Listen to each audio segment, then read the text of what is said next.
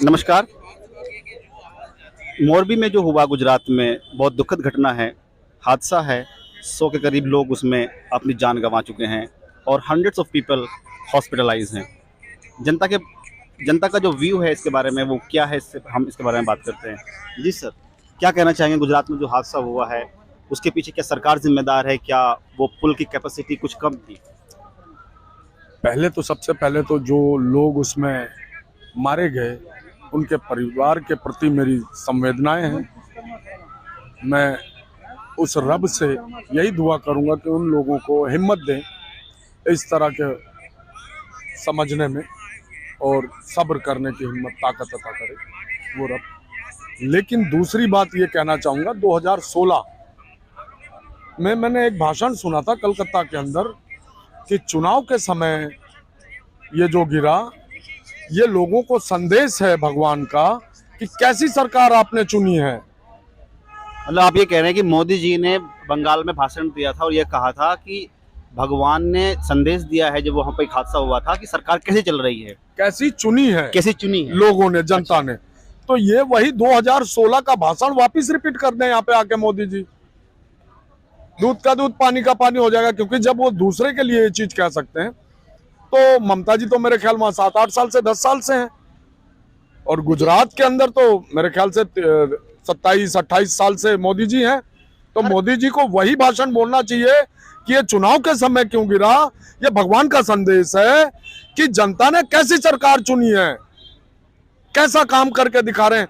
आज एक पुल गिरा है, कल पूरा गुजरात खत्म हो सकता है। इस तरह से सेम भाषण यहाँ भी होना चाहिए इनका, तब जाके लोगों को पता लगे। क्योंकि हम छोटे से देश में नहीं रहते, हमारा देश बहुत बड़ा है।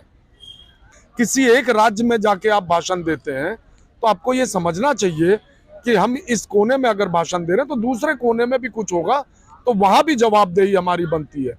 अगर वहां जवाबदेही उस टाइम ममता बनर्जी की थी तो आज जवाबदेही यहाँ पे बीजेपी की है। सर, आप हर मामले में राजनीति घुसेड़ देते हैं, क्या ऐसे दर्दनाक मामलों में भी क्या राजनीति करना ठीक है? मैंने कोई राजनीति नहीं घुसेड़ी। ये तो वजीर आजम से पूछना चाहिए, प्रधानमंत्री ये से पूछना चाहिए।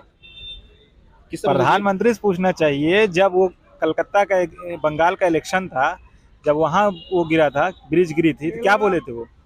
आप लोग तो मौका ढूंढते हैं, बस बीजेपी के खिलाफ बोलना है। मौका ढूंढते हैं, बस कहां से मौका मिल जाए और बीजेपी के खिलाफ बोले। बात मैं खिलाफ बोलने की नहीं कर रहा, मैं सिर्फ इतना कहना चाह रहा हूं कि गवर्नमेंट कोई भी हो, जरूरी नहीं है कि आज मोदी जी हैं कल नहीं, कल दूसरी नहीं होगी। ये लोकतंत्र है, कल कोई भी हो सकता है। लेकिन कुछ बोलने से पहले उसे सोचा जाना चाहिए कि हम बोल क्या रहे हैं। राजनीति, अब राजनीति देखो, राहुल गांधी बच्चे को उठाते हैं उस पर राजनीति। कितनी घटिया राजनीति बीजेपी के एक प्रवक्ता ने करी थी कि राहुल गांधी को एक बच्ची के साथ दिखाया गया और इतनी अभद्र भाषा यूज करी। उसने लिखा, जो पोस्ट पे लिखा था, क्या लिखा था? अब जो भी कुछ लिखा था उस पर कितना, मतलब एक बच्ची के साथ कि राहुल गांधी, और एक वो कोई कौर करके है पंजाब। आप कांग्रेसी लग रहे हैं मुझे आपकी बातों से। मैं किसी भी पार्टी का सपोर्टर नहीं हूँ। भाई साहब, आप कांग्रेसी कह रहे हैं, अगर हकीकत नहीं सुन सकते तो आप इंटरव्यू मत लीजिए इनका।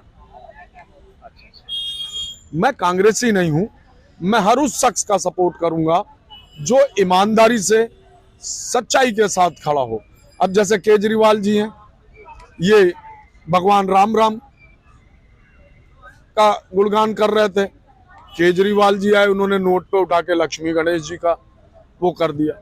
तो ये लगाने की अपील की है प्रधानमंत्री। ये किस तरह की, ये एक राजनीति है। यहाँ तस्वीरों का गेम नहीं। भगवान की आराधना, पूजा दिल से होती है, फोटो से नहीं होती जो लोग फोटो पे आ जाएं।